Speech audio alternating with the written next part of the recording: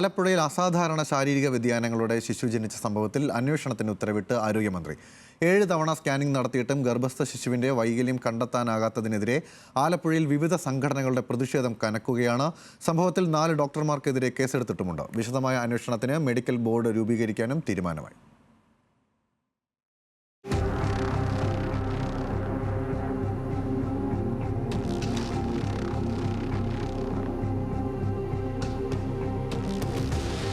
ആലപ്പുഴ നഗരസഭാ പരിധിയിൽ തന്നെയുള്ള ലജനത്ത് വാർഡ് സ്വദേശികളായ സറുമി, അനീഷ് ദമ്പതിമാരുടെ കുഞ്ഞാണ് അസാധാരണ ശാരീരിക വ്യതിയാനങ്ങളോടെ ആലപ്പുഴ മെഡിക്കൽ കോളേജ് ആശുപത്രിയിൽ ജനിച്ചത്. ഈ മാസം 11-നായിരുന്നു പ്രസവ ശസ്ത്രക്രിയ. കുഞ്ഞിന്റെ വായ തുറക്കുന്നില്ല, കണ്ണുകൾ സ്ഥാനം തെറ്റി, ചെവിക്ക് വലുപ്പ വ്യത്യാസം, കാലുകൾ വളഞ്ഞിട്ടാണ്, ഹൃദയത്തിൽ ദ്വാരം, ജനനേന്ദ്രിയത്തിനും കാര്യമായ വൈകല്യം. ഇത്രയേറെ ഗുരുതരമായ പ്രശ്നങ്ങളുണ്ടായിട്ടും ഗർഭകാലത്ത് പലതവണ നടത്തിയ സ്കാനിംഗ് പരിശോധനകളിൽ യാതൊന്നും കണ്ടെത്താനായില്ല എന്നാണ് ഗുരുതരമായ പരാതി. ഞങ്ങൾ 3-ാം മാസത്തിലെ സ്കാനും 5-ാം മാസത്തിലെ കറക്റ്റായിട്ട് ചെയ്തവരാ. ഇത് രണ്ടും കുഞ്ഞിന് എന്തെങ്കിലും കുഴപ്പമുണ്ടാകുന്നറിയാനുള്ള ടെസ്റ്റുകളാണ് ഈ 2 മാസത്തെ സ്കാന്. പക്ഷെ ഇതിലൊരു നോർമലാണ് അവർ എഴുതിയിരിക്കുന്നത്. ആലപ്പുഴ കടപ്പുറം വനിതാ ശിശു ആശുപത്രിയിലായിരുന്നു ഗർഭകാലത്ത് 34-കാരിയായ യുവതിയെ കാണിച്ചിരുന്നത്. കടപ്പുറം ആശുപത്രിയിലെ ഡോക്ടർ പുഷ്പയാണ് ആദ്യം യുവതിയെ നോക്കിയിരുന്നത്. ഇവരുടെ ചികിത്സയിൽ അതൃപ്തി തോന്നിയ യുവതി ഡോക്ടർ ഷേർലിയെ സമീപിച്ചു. ഇരുവരുടെയും നിർദ്ദേശാനുസരണം 2 ലാബുകളിൽ സ്കാനിംഗും നടത്തിയിരുന്നു. Midas health care scans and laboratory, Shankar's health care scans and diagnostics എന്നീ 2 സ്വകാര്യ ലാബുകളിലാണ് ഗർഭകാലത്ത് സ്കാനിംഗ് പരിശോധന നടത്തിയത്. അതും നിരവധി തവണ. Midas health care scans and ലബോറട്ടറിയിൽ 3 പ്രാവശ്യവും Shankar's health care scans and ഡയഗ്നോസ്റ്റിക്സിൽ 4 പ്രാവശ്യവും യുവതി സ്കാനിങ്ങിന് വിധേയായി. 2ഇടത്തും പല പരിശോധനകളിലും ഗർഭസ്ഥ ശിശുവിന് ആന്തരിക ബാഹ്യ ശാരീരിക പ്രശ്നങ്ങളൊന്നുമില്ല എന്നായിരുന്നു റിപ്പോർട്ട്.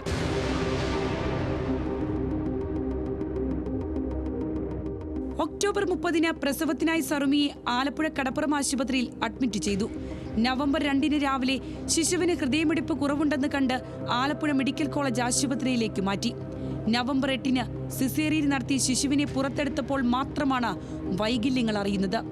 നിലവിൽ മാതാപിതാക്കളോടൊപ്പം വീട്ടിലാണ് കുഞ്ഞുള്ളത്. പാല് കൊടുക്കാൻ പോലും ആകില്ല. ഇത്രയും വ്യതിയാനങ്ങളുള്ള ശിശുവിന്റെ ആരോഗ്യനിലയും അവസ്ഥയും എന്തെന്ന് പറയേണ്ടതില്ലല്ലോ. ഞെട്ടലിൽ നിന്ന് മുക്തമായില്ലെങ്കിലും ജീവിതം നിത്യദുഃഖത്തിലാക്കിയ ഇത്ര വലിയ പിഴവിനെതിരെ പോലീസിൽ പരാതി നൽകാൻ യുവതിയും കുടുംബവും തീരുമാനിക്കുകയായിരുന്നു. ആലപ്പുഴ സൗത്ത് പോലീസിൽ നൽകിയ പരാതിയിൽ പ്രാഥമികമായി കഴമ്പുണ്ടെന്ന് കണ്ട് കടപ്പുറം ആശുപത്രിയിലെ ഗൈനക്കോളജിസ്റ്റുമാരായ doctor Pushpa, doctor Shirley, scanning നടത്തിയ 2 ലാബുകളിലെയും ഡോക്ടർമാർ എന്നിവർക്കെതിരെ പോലീസ് കേസെടുത്തു.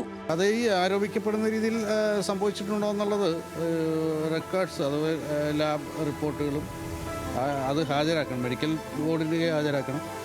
ചികിത്സിച്ച ഡോക്ടേഴ്സ് അതിൻ്റെ ട്രീറ്റ്മെൻറ്റ് സർട്ടിഫിക്കറ്റ്, കേസ് റിപ്പോർട്ടുകളും അത് ഹാജരാക്കണം. മെഡിസിൻ എന്തൊക്കെയാണ് അപ്ലൈ ചെയ്യുന്നത് അതെല്ലാം ഹാജരാക്കിയ ശേഷം ബോർഡിൻ്റെ ഒപ്പീനിയനാണ് പ്രധാനം. സംഭവത്തിൽ അന്വേഷണം നടത്തി റിപ്പോർട്ട് നൽകാൻ ആരോഗ്യവകുപ്പ് അഡീഷണൽ ഡയറക്ടറോട് ആരോഗ്യമന്ത്രി നിർദ്ദേശിച്ചു. അന്വേഷണത്തിന് മെഡിക്കൽ ബോർഡും രൂപീകരിച്ചിട്ടുണ്ട്.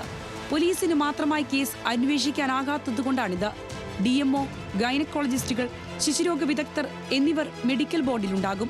7-ാം മാസത്തിലെ സ്കാനിങ്ങിന് ശേഷം ഫ്ലൂയിഡ് കൂടുന്നതായി കണ്ടെത്തിയെന്നും അതിനാൽ വിശദമായ സ്കാനിങ്ങിന് നിർദ്ദേശിച്ചിരുന്നുവെന്ന് സറുമിയെ ചികിത്സിച്ച ഡോക്ടർ ഷേർലി ന്യൂസ് മലയാളത്തോട് പറഞ്ഞു.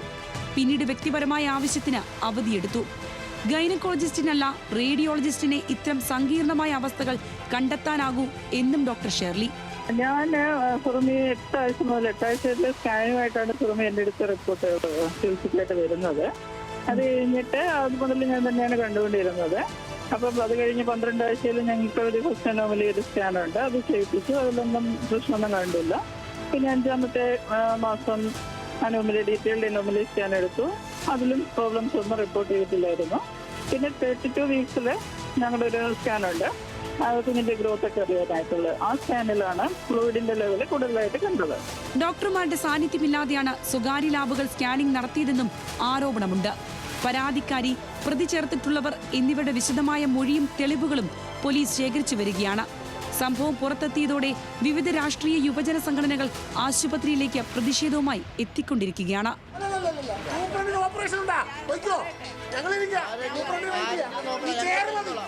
ന്യൂസ് മലയാളം, ആലപ്പുഴ.